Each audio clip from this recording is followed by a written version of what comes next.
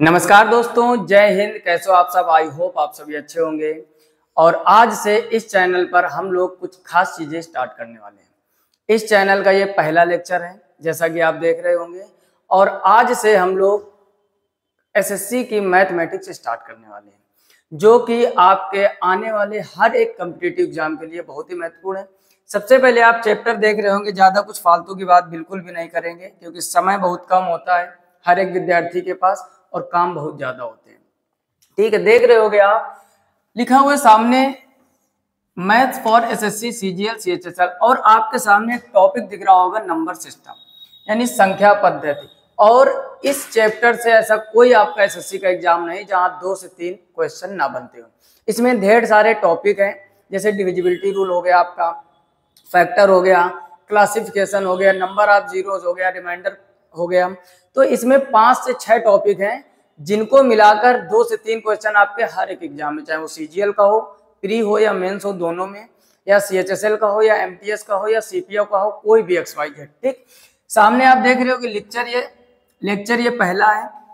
और आज हम लोग डिटेल से सीखेंगे क्लासिफिकेशन ऑफ नंबर्स, यानी संख्याओं का वर्गीकरण। और जैसा कि नीचे लिखा हुआ है एकदम बेसिक से, तो फटाफट से आप अगर कॉपी पेन लेके नहीं बैठे हो तो कृपया कॉपी पेन लेके बैठ जाइए। साथ ही जो भी चीजें हम डिटेल से थोड़ा गहराई से डिस्कस करेंगे चीजों को, और आपको उसी तरीके से चीजों को पढ़ना है, तभी आपके आने वाले एग्जाम एकदम अच्छे हो पाएंगे। तो जैसे आप सबसे पहले देख रहे हो कि जो अगला पेज है, यहाँ पर लिखा हुआ है नंबर सिस्टम यानी संख्या पद्धति। और इसमें कौन कौन से टॉपिक होते हैं जो हमको डिटेल से पढ़ने हैं। जैसे सबसे पहला होता है इस नंबर सिस्टम में जो हम लोगों का मोस्ट इंपॉर्टेंट है, वो क्लासिफिकेशन ऑफ नंबर्स। कौन सा है? क्लासिफिकेशन ऑफ नंबर्स, यानी कह सकते हैं संख्याओं का वर्गीकरण। संख्याओं का वर्गीकरण। ठीक, दूसरा टॉपिक जो है आपका, लिखते जाइए आप भी अपनी कॉपी में, दूसरा है यूनिट डिजिट। ठीक, जिसको हम लोग हिंदी में क्या बोल सकते हैं? इकाई का अंक। क्या बोलेंगे? इकाई का अंक। ठीक, यहाँ से एग्जाम में बनते हैं। जितने भी टॉपिक लिखेंगे आपको देखने से ही, और कुछ लोग जो पहले अरिथमेटिक पढ़ चुके होंगे अच्छी तरीके से समझ रहे होंगे कितने इंपॉर्टेंट चैप्टर है सर। उसके बाद हम लोग पढ़ेंगे डिविजिबिलिटी रूल। क्या पढ़ेंगे? डिविजिबिलिटी रूल, यानी बोल सकते हैं हम लोग विभाजिता के नियम। क्या बोलेंगे? विभाजिता के नियम। ठीक, तीनों ही टॉपिक जो हमने लिखे मोस्ट इंपॉर्टेंट है, और आप भी अपनी कॉपी में लिखिए। ठीक, जब तक आप साथ साथ सपोर्ट नहीं करोगे तब तक वो एनर्जी नहीं होगी जो होनी चाहिए। ठीक, उसके बाद जो चौथा टॉपिक आता है इसमें, वो हम लोग पढ़ेंगे फैक्टर। ठीक, जिसको हिंदी में बोलेंगे हम लोग गुणनखंड। क्या बोलेंगे? गुणनखंड। इसके बाद अगला जो टॉपिक होगा पांचवा, वो हम लोग पढ़ेंगे नंबर ऑफ जीरोस।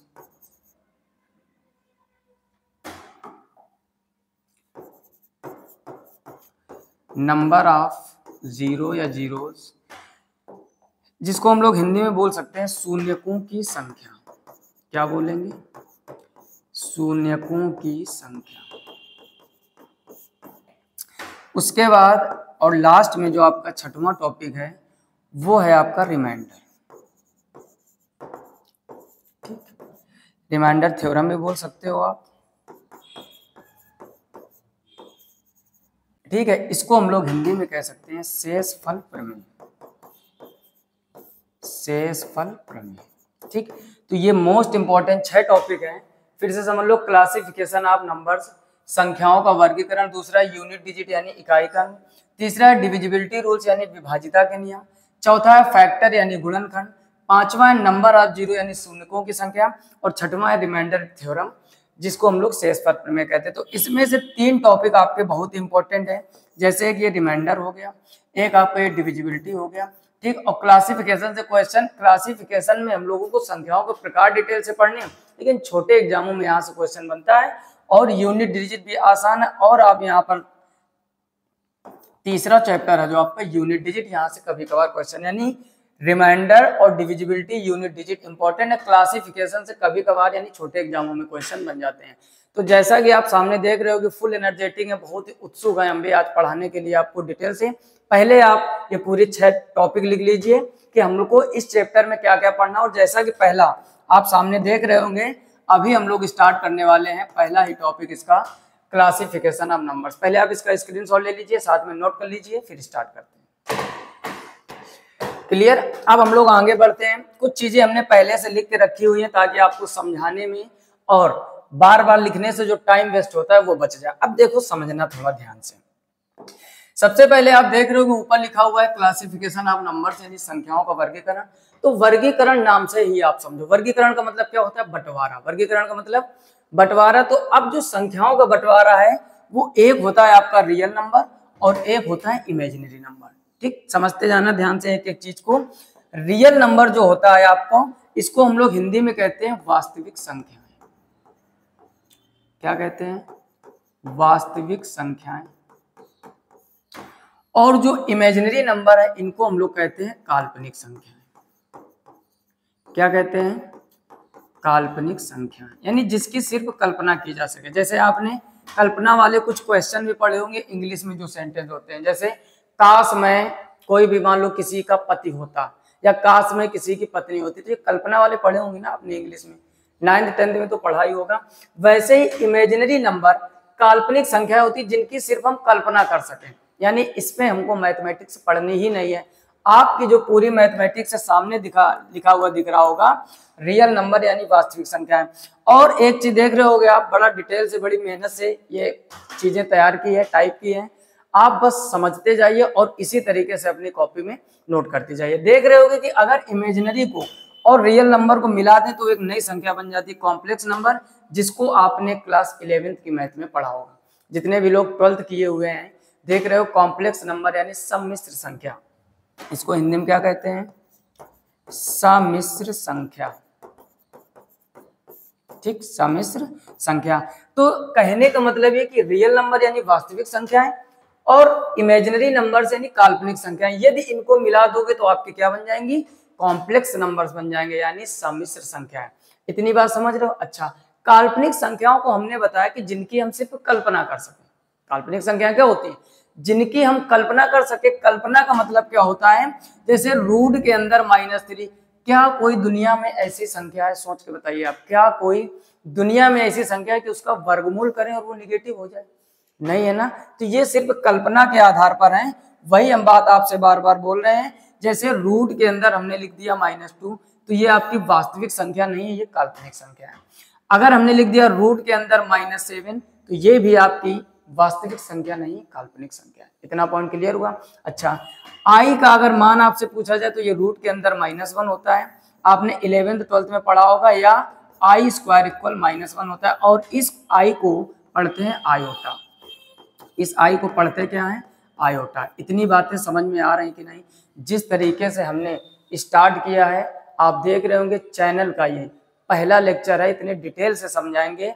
और आने वाले 1-1.5 महीने बाद अभी पहले टॉपिक क्लियर करेंगे, क्लासिफिकेशन ऑफ नंबर्स, कितनी संख्याएं होती हैं। जैसे आपसे एक छोटा सा क्वेश्चन पूछे, संख्याओं के प्रकार बताइए, तो आप सम, विषम, वास्तविक संख्याएं, कंपोजिट नंबर यानी भाज्य संख्या है, अभाज्य संख्या यानी प्राइम नंबर, आप ढेर सारे मन में आ रहे हैं। लेकिन इनको एक सिस्टमेटिक ढंग से किसका कैसे बंटवारा किया गया, कहाँ से कौन सी संख्याएं बनी, इस तरीके से पढ़ोगे, यकीन मानो जीवन में कभी नहीं भूलोगे। पढ़ो ऐसा कि एक बार माइंड में सेट हो जाए, कभी जीवन में डिलीट ना हो। और ऐसे पढ़ाई करने से ही आपको जल्द सफलता मिलेगी। जैसा कि हमने क्या बताया, आई को आयोटा पढ़ते हैं और आई का मान होता है स्क्वायर रूट के अंदर -1 यानी अंडर रूट -1, और आई स्क्वायर का मान -1, क्योंकि इसका स्क्वायर करोगे तो स्क्वायर लग जाएगा, उधर से रूट हट जाएगा। आई को आई ना पढ़ के आयोटा पढ़ते हैं। काल्पनिक संख्या क्या होती है? जो रूट के अंदर निगेटिव होती है। और इस पर आपको मैथमेटिक्स बिल्कुल भी नहीं पढ़नी। आपकी जो पूरी मैथमेटिक्स है, चाहे वो एडवांस हो और चाहे वो अर्थमेटिक हो, वो आपकी पूरी डिपेंड है किस पर? रियल नंबर यानी वास्तविक संख्याओं पर। और जब इन दोनों को मिला देते हैं, जैसे आपने पढ़ा होगा 11th या 12th में, आई ए प्लस आई बी। ठीक, जेड इक्वल क्या होता है? जेड इक्वल ए प्लस आई बी। तो जो आई वाला पार्ट होता है इसको कहते हैं इमेजिनरी पार्ट, और जो ए वाला पार्ट होता है इसको कहते हैं रियल पार्ट। ठीक, इस ए को क्या कहते हैं? रियल वाला पार्ट और इसको कहते हैं इमेजिनरी पार्ट। बोलो यहाँ तक किसी को कोई समस्या? यानी जो संख्याओं का वर्गीकरण, सबसे पहले संख्याओं को दो भागों में बांटा गया है, एक रियल नंबर वास्तविक संख्या है और दूसरा इमेजिनरी नंबर यानी काल्पनिक संख्या है। आपको मैथमेटिक्स चाहे एडवांस हो चाहे अर्थमेटिक किस पर पढ़नी है? रियल नंबर पर। और रियल नंबर क्या होता है समझो ध्यान से, दुनिया में आप जो कुछ भी आंखों से देख पा रहे हो सब कुछ क्या है? रियल। भाई जो दिखेगा वो रियल ही तो होगा। नहीं समझ में आई बात? कहने का मतलब रूट के अंदर निगेटिव नहीं होना चाहिए। जैसे आपको संख्या हमने लिखी, आपसे हमने पूछा -2 कैसी संख्या, आप कहोगे रियल नंबर। -3 कैसी है? रियल। 0.5 कैसा है? रियल। √3 कैसा है? रियल। अब किसी किसी मन में आ रहा होगा इधर भी रूट इधर भी रूट, गौर से देखो इधर माइनस लगा है। अगर रूट के अंदर माइनस लगा है तो वो रियल नहीं है, वो इमेजिनरी है। और अगर रूट के अंदर प्लस की संख्या तो फिर वो रियल। 3/4 रियल, 2/3। कहने का मतलब इनको आप समझ सकते हो अग्नि देवता। ठीक, अभी हो सकता है कुछ लोगों को हंसी आ रही हो, लेकिन आज के बाद आप भूलोगे नहीं। अग्नि देवता को जानते हो?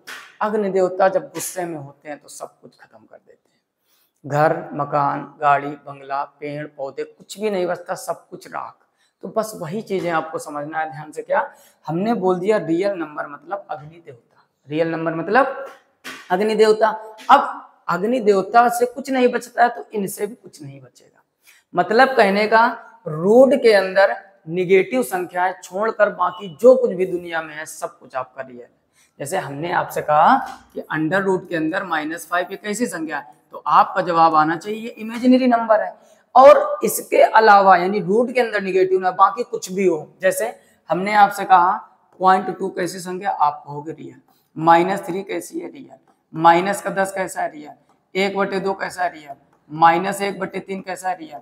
-1/5 कैसा है? रियल। रूट के अंदर 10 कैसा? रियल। ये जितनी संख्याएं हैं सब कुछ बस रूट के अंदर तुम्हें निगेटिव ध्यान देना है। अगर अंडर रूट के अंदर निगेटिव आ जाए तो वो इमेजिनरी है, बाकी दुनिया में कुछ भी ऐसी संख्या नहीं है जो रियल ना हो। Point clear? अग्नि देवता से आप माइंड में सेट कर लीजिए। जल्दी से इसका स्क्रीनशॉट ले लीजिए, फिर बढ़ते हैं डिटेल से थोड़ा आगे। क्लियर? अब हम लोग आगे बढ़ते हैं। ये चीजें समझ गए होगा ना, रियल और इमेजिनरी मिला दो तो क्या बन जाता है? कॉम्प्लेक्स। और हमको पूरी मैथमेटिक्स इस पर पढ़नी। ठीक, आगे बढ़ते हैं थोड़ा सा। आगे आप देख रहे हो आपके सामने एक चार्ट ओपन हो रहा होगा। इस चार्ट को बड़ा डिटेल से, बड़ा बारीकी से तैयार किया गया है ताकि हर एक चीज को आप डिटेल से समझ पाओ कि कहाँ से चीजें कैसे डिवाइड होती हैं। जैसे ऊपर आप देख रहे हो कि अब ये रियल नंबर का पार्टीशन किया गया। अभी हमने यहाँ पर क्या बताया था कि जो भी मैथ पढ़नी है आपको रियल नंबर यानी इमेजिनरी नंबर का कोई पार्ट नहीं, कोई प्रकार नहीं, बस रूट के अंदर माइनस लगा है, संख्या लिखी है तो वो फिर काल्पनिक संख्या होती है यानी इमेजिनरी नंबर। बाकी सब कुछ आपका वास्तविक है, तो वास्तविक का ही आगे बंटवारा किया गया है। तो ये रियल नंबर के बंटवारे किए गए। पहले आप इसका स्क्रीनशॉट ले लीजिए क्योंकि यहीं पर हम समझाएंगे तो यहाँ लिखने में थोड़ा चार्ट बिगड़ जाएगा। पहले आप इसका स्क्रीनशॉट ले लीजिए। क्लियर? अब देखो डिटेल से समझते हैं थोड़ा, एक एक चीज को गहराई से समझोगे तो उतना ही आनंद पढ़ने में आने वाला है। सबसे पहले ऊपर दो डिटेल लिखिए नंबर सिस्टम का। ये जो रियल नंबर होती है यानी रियल नंबर को क्या बोलते हैं हिंदी में? वास्तविक संख्याएं। वास्तविक संख्याएं। ठीक, तो वास्तविक संख्याओं को दो भागों में बांटा गया। सामने आप देख रहे हैं, एक रेशनल नंबर, एक इरेशनल नंबर। अच्छा, रेशनल नंबर को हिंदी में कहते हैं परिमेय संख्याएं। क्या कहते हैं? परिमेय संख्याएं। और इरेशनल नंबर को बोलते हैं अपरिमेय संख्याएं। क्या बोलते हैं? अपरिमेय संख्याएं। ठीक, यानी अगर आपसे पूछा जाए वास्तविक संख्याओं को कितने भागों में बांटा गया है तो दो भागों में, एक परिमेय संख्या, एक अपरिमेय संख्या। पहले हम लोग यही सीखेंगे कि परिमेय क्या होता है, अपरिमेय क्या होता है। उसके बाद आप देख रहे हो कि जो रेशनल नंबर है उसको फिर दो भागों में बांटा गया है, एक डेसिमल, एक इंटीजर। डेसिमल का मतलब क्या होता है? डेसिमल का मतलब होता है दशमलव संख्याएं। क्या होता है? दशमलव। और इंटीजर्स को बोलते हैं पूर्णांक। क्या बोलते हैं? इंटीजर को भाई मेरे बोलते हैं पूर्णांक। क्लियर? उसके बाद आप देख रहे हो डेसिमल के भी प्रकार किए गए। एक लिखा है टर्मिनेटिंग, एक नॉन टर्मिनेटिंग। टर्मिनेटिंग का मतलब होता है शांत, क्या बोलते हैं? शांत दशमलव संख्या। ठीक, और नॉन टर्मिनेटिंग ये थोड़ा सा इधर हो गया है, इसको हम लोग बोलते हैं अशांत। क्या बोलते हैं? अशांत दशमलव। ठीक, बहुत ही इंटरेस्टिंग क्लास होने वाली है। बस आप जिस तरीके से सुन रहे हो, धैर्य से लिख रहे हो, चीजों को समझ रहे हो, बस ऐसे ही समझो। ठीक। ठीक, शांत। उसके बाद आप देख रहे हो जो नॉन टर्मिनेटिंग होती है ये भी दो प्रकार की होती है। ठीक, यहाँ पर थोड़ा सा चार्ट बन नहीं पाया है, यानी ये नॉन टर्मिनेटिंग का ही प्रकार है, एक आपका नॉन रिकरिंग और एक रिकरिंग। अभी डिटेल से समझेंगे नॉन रिकरिंग रिकरिंग क्या होता है। इंटीजर्स को आपको 3 भागों में बांटा गया, यहाँ पर मिसप्रिंट हो गया थोड़ा सा, 0 है। ठीक, यानी पूर्णांक, एक धनात्मक पूर्णांक एक ऋणात्मक पूर्णांक, और 0 को भी पूर्णांक माना जाता है, लेकिन 0 आपका ना प्लस में होता है ना माइनस में, तो बीच में रख दिया गया। उसके बाद जो धनात्मक पूर्णांक होते हैं उनको भी 2 भागों में बांटा गया, एक देख रहे हो कि नेचुरल नंबर यानी प्राकृतिक संख्या है, और एक होल नंबर यानी पूर्ण संख्या है। क्लियर। उसके बाद में होल का आगे कोई बंटवारा नहीं है। फिर नेचुरल नंबर 4 भागों में, prime, composite, odd and even.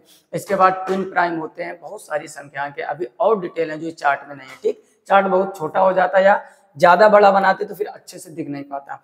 इन चीजों को आप समझ रहे हो। अब हम लोग रियल नंबर तो समझ के, हमने क्या कहा, रियल नंबर मतलब अग्नि देवता दुनिया में जो कुछ भी है सब कुछ रियल है, सिवाय रूट के अंदर माइनस ना। क्लियर। अब हम लोग सीखेंगे कि रेशनल क्या होता है, इरेशनल क्या होता है। ठीक, तो आगे के पेज में हम लोग इन चीजों को समझते हैं थोड़ा ध्यान से। जैसे लिखने का प्रयास करना, पहले हमने लिख लिया क्या, rational number, rational numbers. Hindi में बोलेंगे इसको परिमेय संख्याएं। क्या बोलेंगे, परिमेय संख्याएं। ठीक, बहुत ही आराम से लिख रहे हैं क्योंकि राइटिंग हमारी थोड़ा सा गड़बड़ है, थोड़ा क्या बहुत ज्यादा बड़ा, आराम से लिखेंगे ताकि आपको हर एक चीज समझ में आए। ठीक, रेशनल नंबर यानी परिमेय संख्या। बस आपको देखो यहाँ पर थ्योरी कथा नहीं लिखवानी, कंपटीशन की तैयारी करो, यहाँ पर ये नहीं लिखवानी। परिमेय संख्या वो संख्याएं होती हैं जो P/Q के रूप में होती है तथा उनका हर 0 नहीं होना चाहिए, दोनों पूर्णांक होने चाहिए। ऐसे कथावाचक रूप से मैथमेटिक्स नहीं पढ़ाएंगे, बस पॉइंट टू पॉइंट की चर्चा करेंगे। जैसे इसमें जो पहला पॉइंट आपका होने वाला है, समझना ध्यान से थोड़ा। पहला पॉइंट होता है कि जो परिमेय संख्याएं होती हैं वो P/Q के रूप में होती हैं। ठीक, एग्जाम्पल, फॉर एग्जाम्पल मान सकते हो आप, जैसे हमने लिख दिया 1/2, 1/5, 7/3, 8/5, ऐसे डॉट डॉट डॉट। समझ गए ना। दूसरी कंडीशन समझनी है आपको। दूसरी कंडीशन ये होती है कि Q नॉट इक्वल टू 0, यानी Q आपका 0 नहीं होना चाहिए, क्योंकि आप सभी लोग भली भांति जानते हो जैसे 5 के नीचे हम 0 कर दें तो ये हो जाएगा इनफाइनाइट। यानी किसी भी संख्या में यदि 0 का भाग लगा देते हैं तो वो हो जाता है अनंत, और अनंत का कोई अस्तित्व नहीं होता। इस वजह से Q आपका 0 नहीं होना चाहिए। और तीसरा पॉइंट क्या होता है, P/Q बोथ इंटीजर्स।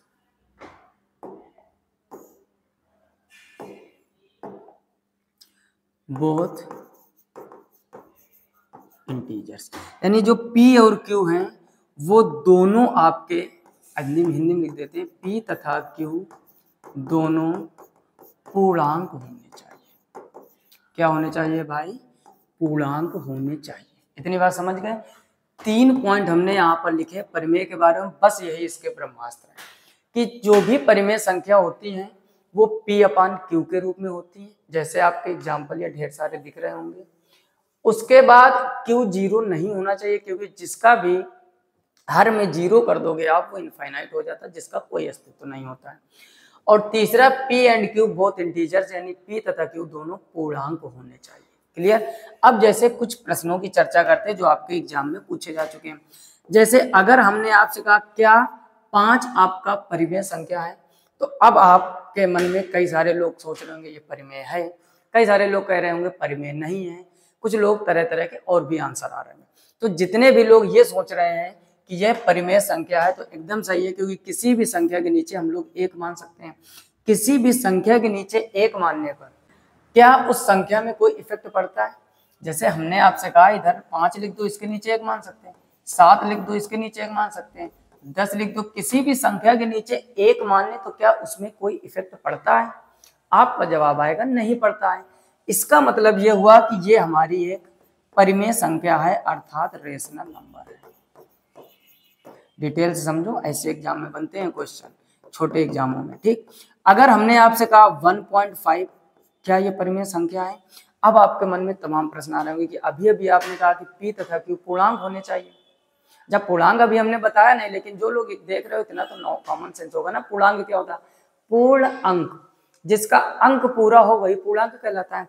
तो 1.5 क्या है, अभी तो पूर्ण नहीं है, लेकिन अगर इसको हम सॉल्व करें, देखो एक चीज और समझो, कभी भी किसी के बारे में पूछा जाए कि परिमेय है या अपरिमेय, तो उसको पहले हम लोग सॉल्व करते हैं तब बताते हैं, इस बात का विशेष ख्याल। तो 1.5 है, ये जब आप दशमलव हटाओगे नीचे 10 हो जाएगा, यानी ये हो जाएगा 15/10 हो जाएगा कि नहीं। 5 के पहाड़े से काटोगे, 5 × 15 और 5 दूनी 10, तो 3/2 हो जाएगा। बोलो 3/2 हो जाएगा। अब हम आपसे पूछ रहे हैं क्या ये परिमेय संख्या है, आपका जवाब आएगा कि जी भाई साहब बिल्कुल होगा, क्योंकि पी क्यू के बारे में हमने क्या बताया कि इसका जो फॉर्मेट है P/Q होना चाहिए, क्यू 0 नहीं होना चाहिए, नीचे 0 नहीं है, और पी क्यू दोनों पूर्णांक होने चाहिए, 3 और 2 दोनों पूर्णांक होते हैं, इसका मतलब यह संख्या परिमेय संख्या है। बोलो कोई समस्या।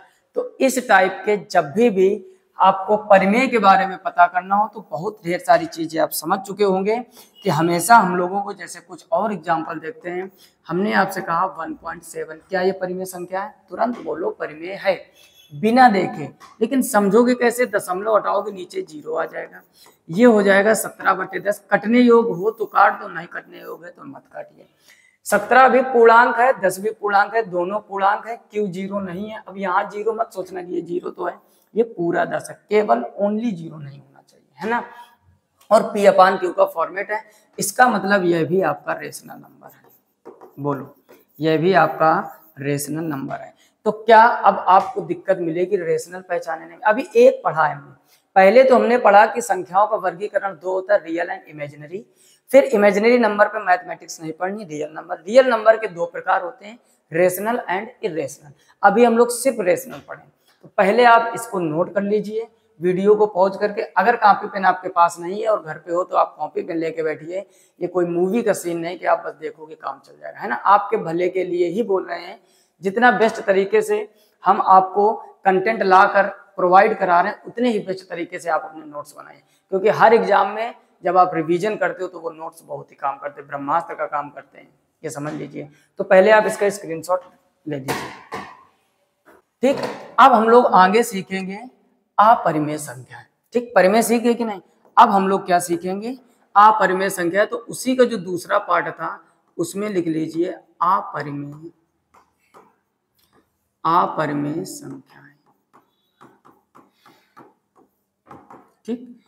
इंग्लिश में बोलेंगे इर्रेशनल नंबर, ठीक। इंग्लिश भी लिखते चलिए, इर्रेशनल नंबर्स, ठीक। अपरिमेय संख्या। अब देखो अपरिमेय संख्याएं वो संख्याएं होती हैं, समझ लो बस ध्यान से, अपरिमेय संख्याएं वो संख्याएं होती हैं जो अंडर रूट के अंदर हो और उनका एग्जैक्ट वर्गमूल हो। फिर से सुन लो, रिपीट कर रहे हैं, हमने कहा अपरिमेय संख्याएं वो संख्याएं होती हैं जो रूट के अंदर हो और एग्जैक्ट उनका वर्गमूल ना हो, और कुछ अपरिमेय संख्याएं ऐसी होती हैं जो कभी खत्म ही नहीं होती, जैसे 1/3 को आप जब काटोगे तो 0.333333 आता रहता है, यानी जिन संख्याओं का अंत नहीं होता है उनको अपरिमेय कह सकते हैं, और जिन संख्याओं का एग्जैक्ट वर्गमूल नहीं होता उनको अपरिमेय। लिख लीजिए कॉपी में। अब हम लोग समझते हैं एग्जाम्पल इसके, ठीक, या ऐसे लिख लो, पहले इसकी थ्योरी लिख लेते हैं थोड़ी सी। लिखेंगे जिन संख्याओं का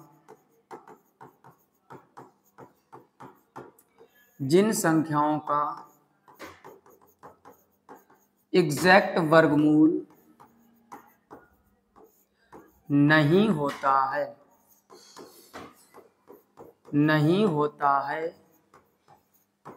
उन्हें अपरिमेय संख्याएं कहते हैं। अपरिमेय संख्याएं कहते हैं, उन्हें क्या कहते हैं, अपरिमेय संख्या। अब हम लोग एग्जाम्पल से बाकी की चीजें समझेंगे। जैसे हमने आपसे कहा √3, अब आपका जवाब आएगा जो √3 है, क्या इसका एग्जैक्ट वर्गमूल होगा? नहीं होगा, क्योंकि 1.732 ऐसे मान आता है, एग्जैक्ट वर्गमूल नहीं है। जैसे हमने आपसे कह दिया √5, ये भी आपका अपरिमेय है, √7 ये भी अपरिमेय, अगर हम लिख दें √9, अब आप बताइए अपरिमेय है या नहीं। तो कुछ लोग तो फ्लो में नहीं, जैसे बचपन में गेम खेलते चिड़ैया उड़, आपने भी शायद खेला होगा, तो उसमें बीच बीच में हाथी उड़ा दिया जाता है, और जो हाथी उड़ा देता है फिर बाकी पूरी टीम मिलकर उसको उड़ाती है, समझ गए ना। वैसे ही फ्लो को तोड़िए थोड़ा सा कि रूट लगा है, तो अब देखो √9 को आप एग्जैक्ट वर्गमूल होता है, तो ये आपके रेशनल नंबर है, बाकी ये भी आपकी इरेशनल नंबर है, ये भी इरेशनल नंबर है, ये भी इरेशनल। बात समझ में आई कि नहीं। तो चिड़ैया उड़ वाला जिन लोगों ने गेम खेला है तो बड़ी सावधानी से काम करना है। जैसे हमने आपको अगला एग्जांपल दिया √15, आपका जवाब आएगा ये इरेशनल है। क्यों? क्योंकि इसका एग्जैक्ट वर्गमूल नहीं होता। लेकिन अगर हमने √16 कर दिया तो ये तो 4 हो जाता है ना। 16 का वर्गमूल क्या होता है? 4। तो अब ये क्या हो जाएगा? ये तो आपका रेशनल नंबर हो जाएगा। बोलो अच्छे तरीके से समझ में आ रहा है? अगर वीडियो की क्वालिटी और कंटेंट अच्छा लग रहा हो, वीडियो को अभी लाइक नहीं किया है, अभी तक लाइक नहीं किया तो लाइक कर दीजिए। ये पहला लेक्चर, आपका अगर प्यार सपोर्ट और शेयरिंग एकदम बढ़िया से हो गई, लाइक वगैरह है ना, तो आने वाला जो भी ये टॉपिक होगा बहुत डिटेल से, बहुत ही इंटरेस्टिंग क्वेश्चन भी करवाएंगे जो आपके CGL मेंस में, CPO में, CHSL में ढेर सारे एग्जामों में पूछे गए और लेटेस्ट में अभी 4-5 वर्षों में जितना भी कुछ पूछा गया इस चैप्टर का सब कुछ कवर कराया जाएगा। बस आपका प्यार और सपोर्ट चाहिए, है ना। तो इरेशनल समझ गए, यानी जिनका एग्जैक्ट। अब जैसे कुछ चीजें और हम लिखते हैं, जैसे हमने लिख दिया 1.325712347221। अब देख रहे हो ये खत्म होने का नाम नहीं ले रहा, तो ये भी आपका इरेशनल नंबर होता है। बोलो किसी कोई समस्या? यानी अपरिमेय संख्याएं वो संख्याएं होती हैं जो कभी अंत ना हो, देख रहे हो बढ़ती चली जा रही है, पता नहीं कहां तक, तो ये आपकी अपरिमेय होगी यानी इरेशनल। और रूट के अंदर यदि कोई संख्या लिखी है और उसका एग्जैक्ट वर्गमूल नहीं है तो उसको हम लोग अपरिमेय कहते हैं। अगर रूट के अंदर निगेटिव मिल जाए तो वो तो वास्तविक ही नहीं, वो काल्पनिक है, जैसा कि हम लोग पीछे पढ़ चुके हैं। पॉइंट क्लियर हो रहा है कि नहीं? इसका भी जल्दी से स्क्रीनशॉट ले लीजिए, साथ ही साथ वीडियो को पॉज करके कॉपी में नोट कर लीजिए। आगे बढ़े, 2 समझ गए। अब 2 क्या क्या समझ चुके एक बार फिर से समझ लीजिए। यहाँ पर हम लोग इस पेज में क्या सीखे थे, ठीक इसी के चार्ट जितना ये लिखा है यही सब पढ़ना है, कुछ नया नहीं पढ़ना है। पहले हम लोगों ने रियल इमेजिनरी सीखा। रियल के 2 पार्ट थे, कौन कौन से?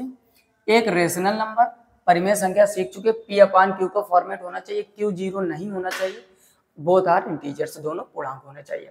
अच्छा, इरेशनल नंबर सीख ही चुके हो कि रूट के अंदर संख्या लिखी हो, एग्जैक्ट वर्गमूल ना हो और ऐसी कोई पॉइंट पे संख्या जिसका अंत ना हो रहा हो, दोनों ही आपके इरेशनल होते हैं। अब थोड़ा ध्यान से समझो, यानी अगर यहाँ पर थोड़े थोड़े एग्जाम्पल लिखना चाहें तो रेशनल में आप पहले कुछ एग्जाम्पल यहीं पर लिख लीजिए ताकि बेस्ट तरीके से ये चार्ट और बन जाए। जैसे रेशनल नंबर में हो गया आपका 1/2 हो गया, ठीक, 1/3 हो गया, केवल 5 हो गया, केवल 7 हो गया, 1.5 हो गया, इस टाइप से संख्या है, ठीक। क्योंकि जो संख्याओं के नीचे कुछ नहीं है 1 मान सकते हैं। और इरेशनल तो आप समझे गए होंगे, इधर एग्जाम्पल ऊपर लिख लीजिए। इरेशनल जैसे √3 हो गया, √5 हो गया, और ऐसी कोई दशमलव में संख्या जिसका अंत ना हो रहा हो, ठीक, वो इरेशनल। अब इरेशनल का कोई पार्ट नहीं, इसकी कहानी यहीं से खत्म, देखकर ही आपको पता चल जाएगा। कहानी में थोड़ा ट्विस्ट अब आगे आएगा, यानी जो रेशनल नंबर है वो आपके 2 भागों में बांटे गए। किसमें किसमें? एक डेसिमल यानी दशमलव और एक इंटीजर यानी पूर्णांक। तो पहले हम लोग दशमलव की चर्चा कर लेते हैं, फिर हम लोग इंटीजर्स यानी पूर्णांक करेंगे। तो अगले पेज पर आते हैं,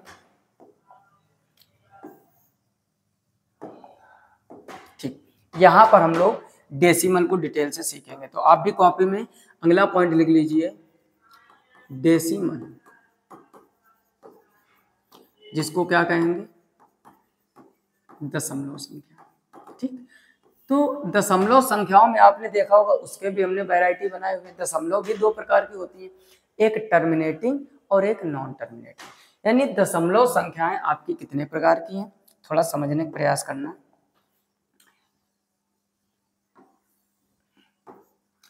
ठीक, ऐसे बना लेते हैं यहाँ पर चार्ट। एक हमने बोला टर्मिनेटिंग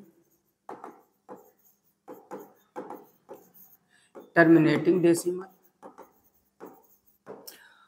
और सेकंड हमने क्या बताया आपको? नॉन टर्मिनेटिंग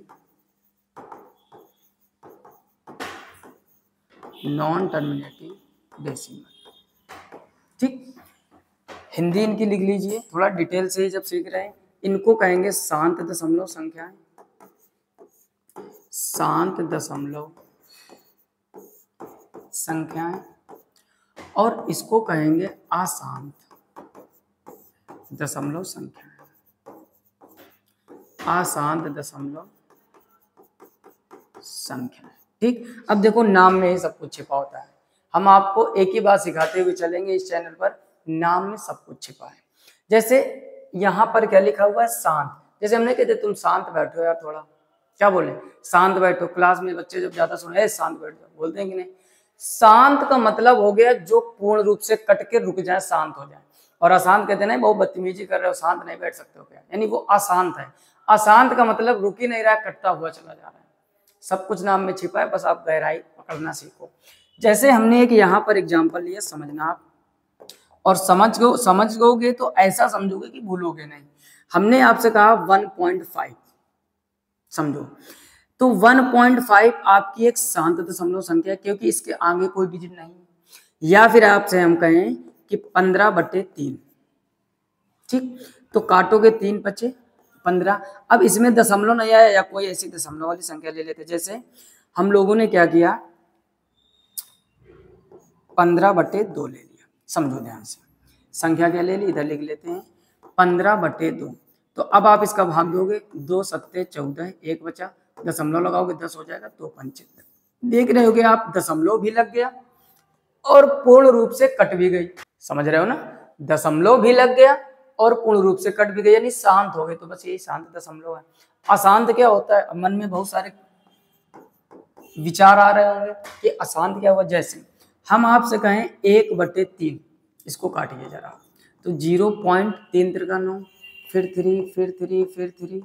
अब बोलो क्या कभी इसका अंत होगा, नहीं होगा, चाहे 3 साल तक लिखते रहो ऐसा। यानी जो पूर्ण रूप से कट जाए वो शांत दशमलव संख्या, और जो ना कटे अशांत दशमलव। अच्छा, अशांत भी दो वैरायटी होती। जैसे एक अंगुली संख्या हमने ली, संख्या लेते हैं 2/7, समझना ध्यान से। 2 का भाग 7 में, 7 का भाग 2 में नहीं जाएगा, दशमलव लगाओगे, इधर हो जाएगा 20, 7 दूनी 14, 6 बचा 60 हो गया, 7 8 56, 4 बचा 40 हो गया, 40 हो गया। फिर 7 का पाड़ा पड़ोगे, 7 पंचे 35, 5 बचा 50 हो गया, 7 सत्ते 49, 1 बचा 10 हो गया, 7 एकम 7, 3 बचा, फिर 30 हो गया, 7 चौको 28, फिर 2 बचा, ऐसे ही चलता रहे। अब देखो इन दोनों में कुछ अंतर समझ में आया, नहीं आया ना, समझो। कुछ अशांत दशमलव संख्याएं ऐसी होती हैं जो सेम डिजिट में रिपीट होती हैं, और कुछ अशांत दशमलव ऐसी होती हैं जो रिपीट चेंज होता रहता है और शांत भी नहीं होती। यानी आप एक चीज समझ लो, शांत तो शांत हो गया, तो जो डेसिमल है यानी टर्मिनेटिंग डेसिमल और नॉन टर्मिनेटिंग डेसिमल, तो टर्मिनेटिंग डेसिमल यानी शांत दशमलव संख्या, ये कट के पूर्ण रूप से रुक जाएंगी, चाहे 2 अंकों तक, 3 अंकों तक, 4 अंकों तक, कहां तक कट रही वो डिपेंड नहीं करता, कटेंगी पूरा। और नॉन टर्मिनेटिंग डेसिमल वो होगा जो रुक ही नहीं रहा, एक तो सेम डिजिट में रिपीट होगा और एक डिजिट चेंज होगा। तो आप यहीं से समझ जाइए कि फिर इसके भी 2 प्रकार होते हैं। कहानी में ट्विस्ट आ रहा है कि नहीं? अगर मन से पढ़ रहे होगे तो ट्विस्ट आ रहा होगा, और अगर पढ़ाई को झेल रहे होगे कि जैसे तैसे कट जाए तो फिर मजा नहीं आ रहा होगा। अब इनको हम लोग बोलते हैं, एक होता है रिकरिंग और एक होता है नॉन रिकरिंग। क्या होता है? Non recurring. बोलो, यानी एकदम डिटेल से लेके चले, डायरेक्ट रिकरिंग पढ़ाएंगे पल्ले नहीं पड़ेगा। हमने आपसे कहा कि जो दशमलव संख्याएं होती है वो 2 प्रकार की होती है, एक टर्मिनेटिंग डेसिमल, एक नॉन टर्मिनेटिंग डेसिमल। टर्मिनेटिंग यानी शांत दशमलव जो पूर्ण रूप से कट जाएंगे, नॉन टर्मिनेटिंग अशांत दशमलव संख्याएं जो कटेंगे नहीं। अब इसमें भी 2 वैरायटी, एक में देखोगे 2/7 में डिजिट चेंज होता चला जा रहा है और 1/3 में डिजिट चेंज नहीं हो रहा। तो जो आपकी 1/3 है ये है आपकी रिकरिंग। रिकरिंग का मतलब बार बार रिपीट, जैसे 3 3 3 3 यही आता जा रहा है। और नॉन रिकरिंग का मतलब कि अंत तो नहीं हो रहा है, यानी नॉन टर्मिनेटिंग तो है जो अशांत है लेकिन डिजिट चेंज हो रहा है। तो 2/7 का जो एग्जाम्पल है ये आपका नॉन रिकरिंग हो गया और 1/3 आपका रिकरिंग हो गया। अब बोलो किसी को कोई समस्या? कमेंट बॉक्स में एकदम हट बना के फेंक दीजिए अगर मजा आ रही हो पढ़ने, नहीं आ रही हो तो कोई बात नहीं।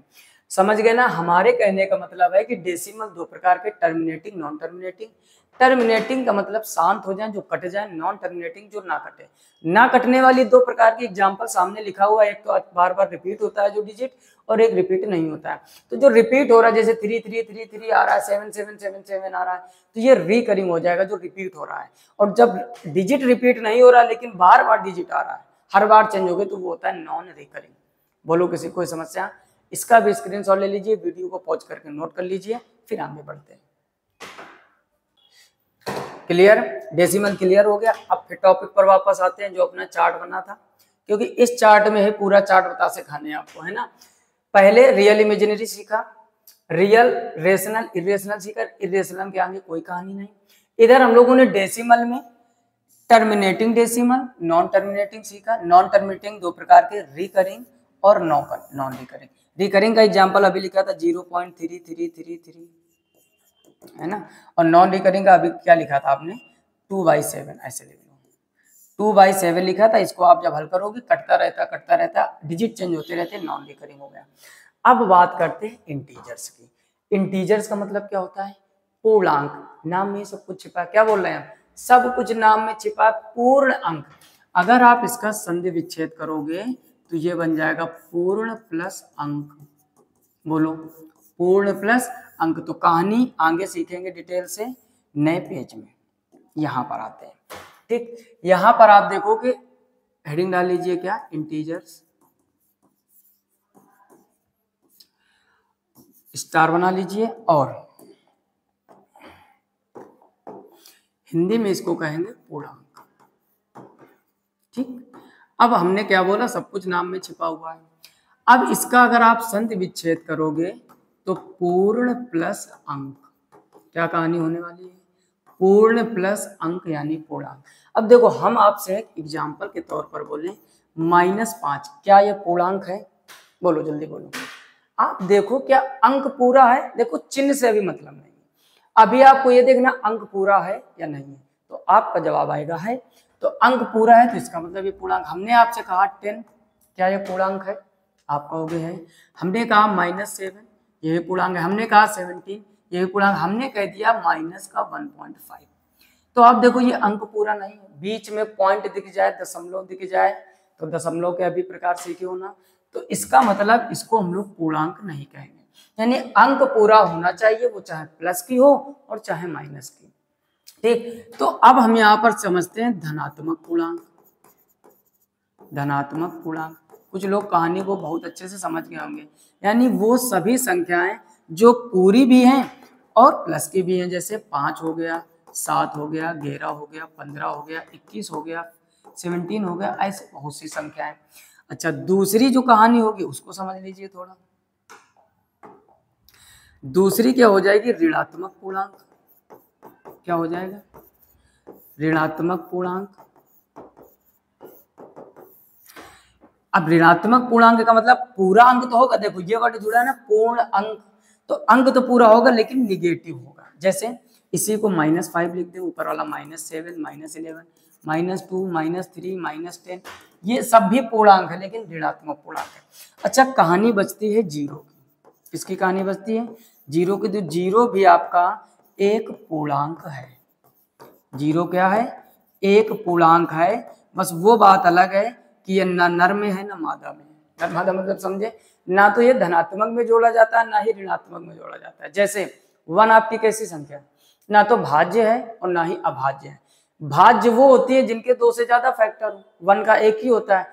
अभाज्य वो होती है जिनके केवल 2 फैक्टर हो। तो 1 जो होता है आपका ना तो भाज्य में आता है, ना ही प्राइम नंबर है और ना ही कंपोजिट नंबर है। वैसे जीरो ना तो ये प्लस में आता है बेचारा और ना ही माइनस में, बीच में अटक गया। तो जीरो अगर कोई आपसे पूछे संख्या कैसी है तो आप जवाब दोगे पूर्णांक है। कैसी है? पूर्णांक है। बस ये मत बोलना कि धनात्मक पूर्णांक है या ऋणात्मक पूर्णांक है। बोलो किसी कोई समस्या? एकदम समस्या नहीं होनी चाहिए। तो इंटीजर्स के 3 वैरायटी होती है, एक धनात्मक पूर्णांक, एक ऋणात्मक और एक जो बीच में फंस गया जीरो। क्लियर? तो इतनी चीजें हम लोग सीख चुके हैं, इसका भी जल्दी से स्क्रीनशॉट ले लीजिए। ठीक, तो आज हम लोगों ने क्या क्या चर्चा की। अब पूरी चर्चा इसी लेक्चर में नहीं करेंगे क्योंकि लेक्चर बहुत बड़ा हो जाएगा, आपका भी मन नहीं लगेगा, हमारा भी मन नहीं लगेगा। अब एक चीज समझो ध्यान से, जितनी भी चीजें पढ़ी है डिटेल से, सबसे पहले शुरू से क्विक रिवीजन एक छोटा सा कर लेते हैं, यहाँ से स्टार्ट करते हैं। सबसे पहले हम लोगों ने नंबर सिस्टम में 6 टॉपिक आपको हमने बताए थे, कौन कौन से, और थोड़ा ऊपर चलते हैं, है ना, डिटेल से ही पहुंच चलते हैं। छोटा सा एक क्विक रिवीजन है लास्ट में। क्या? Classification of numbers, unit digit, divisibility rules, factor, number of zeros, remainder theorem. ये 6 टॉपिक पढ़ने जिसमें टिक लगे हुए हैं, ये इंपॉर्टेंट टॉपिक है, सीजीएल, सीएचएसआर, सीपीओ वगैरह में आते हैं, है ना। बड़ी पोस्ट तो बड़ा क्वेश्चन, तगड़ा क्वेश्चन बनता है। ये 6 में हम लोगों ने आज क्या स्टार्ट किया है? Classification of numbers. Classification of numbers में ही हमने आगे की कहानी क्या पढ़ी, ये जो आपको क्लासिफिकेशन ऑफ नंबर्स 2 टाइप के होते हैं, क्या क्या? एक रियल, एक इमेजिनरी। इमेजिनरी वो होता है जो रूट के अंदर निगेटिव हो, और रियल में हमने बताया अग्नि देवता सब कुछ, और दोनों को मिला दोगे क्या बन जाएगा? Complex number. उसके बाद हम लोगों ने क्या सीखा? यहाँ पर रियल नंबर रेशनल, इरेशनल होते हैं, फिर रेशनल, डेसिमल, इंटीजर्स होते हैं, डेसिमल, टर्मिनेटिंग, नॉन टर्मिनेटिंग, फिर नॉन टर्मिनेटिंग 2 प्रकार के, रिकरिंग, नॉन रिकरिंग। क्लियर? इधर इंटीजर्स 3 होते हैं, positive, negative and zero. Zero ना प्लस में ना माइनस में, पॉजिटिव। यहाँ तक हम लोग चर्चा कर चुके हैं। आगे जो आप देख रहे हो कि ये रेशनल नंबर की 3 कंडीशन, पी अपॉन क्यू का फॉर्मेट होना चाहिए, क्यू जीरो नहीं होना चाहिए, P and Q both are integers. Clear? उसके बाद में बोथ, यहाँ पर आर और लिख लीजिए, ठीक, थोड़ा सा ग्रामेटिकल एरर है, P and Q both are integers, ठीक। उसके बाद में ये एग्जांपल लिखे हुए हैं। फिर आगे का क्या सीखा हम लोगों ने? अपरिमेय संख्या, इरेशनल नंबर, वे संख्या है जिनका एग्जैक्ट वर्गमूल ना हो, अगर वर्गमूल हो रहा है तो फिर वो रेशनल हो जाती है। क्लियर? उसके बाद में जो अपरिमेय संख्या है, इनकी आगे की कहानी नहीं है, लेकिन जो डेसिमल था, रेशनल में जो आपने वैरायटी बनाई थी, decimal, terminating, non terminating. Terminating वो जो पूर्ण रूप से कट जाए, नॉन टर्मिनेटिंग जो ना कटे, बढ़ती रहे। बढ़ने में भी अगर सेम डिजिट रिपीट हो रहा है तो उसको रिकरिंग बोलते हैं, और सेम डिजिट नहीं रिपीट हो रहा है फिर भी बढ़ रहे हैं तो उसको नॉन रिकरिंग बोलते हैं। आगे की कहानी में हम लोगों ने सीखा इंटीजर्स क्या होते हैं, पूर्णांक क्या होते हैं। पूर्णांक धनात्मक, ऋणात्मक, जीरो। पूर्णांक जीरो होता है लेकिन धनात्मक, ऋणात्मक नहीं होता है। तो इतनी सारी चीजें हम लोगों ने आज इस टॉपिक में सीखी। कमेंट बॉक्स में कमेंट करके ये जरूर बताइए कि कैसी लगी क्लास आपको, क्योंकि पहली क्लास है, थोड़ा सा डर होता है। कोई भी टीचर हो जब स्टार्ट करता है नया नया यूट्यूब की दुनिया में आने का प्रयास करते हैं, तो आपका वीडियो लेक्चर कैसे लगा, क्वालिटी कैसे लगी, सारी बातें आप कमेंट बॉक्स में शेयर कीजिए। अगर अच्छा लगा हो तो वीडियो को लाइक कीजिए, चैनल को सब्सक्राइब कीजिए, साथ ही साथ अपने दोस्तों में जितना हो सके शेयर कीजिए। बहुत ही जल्द से जल्द क्लासेस देने का प्रयास करेंगे, और इसी तरीके से पहले बेस मजबूत करेंगे आपका, क्योंकि जब भी कोई नया मकान बनाना होता है आप पहले बेस मजबूत कीजिए, केवल मकान बनाने के बारे में मत सोचिए। जब आपका बेस मजबूत होगा, मैप अच्छा बना होगा, तो मकान आप जितना बेहतरीन चाहोगे उतना बनेगा। फिलहाल में इस वीडियो में इतना ही, मिलते हैं नेक्स्ट वीडियो में, तब तक के लिए जय हिंद।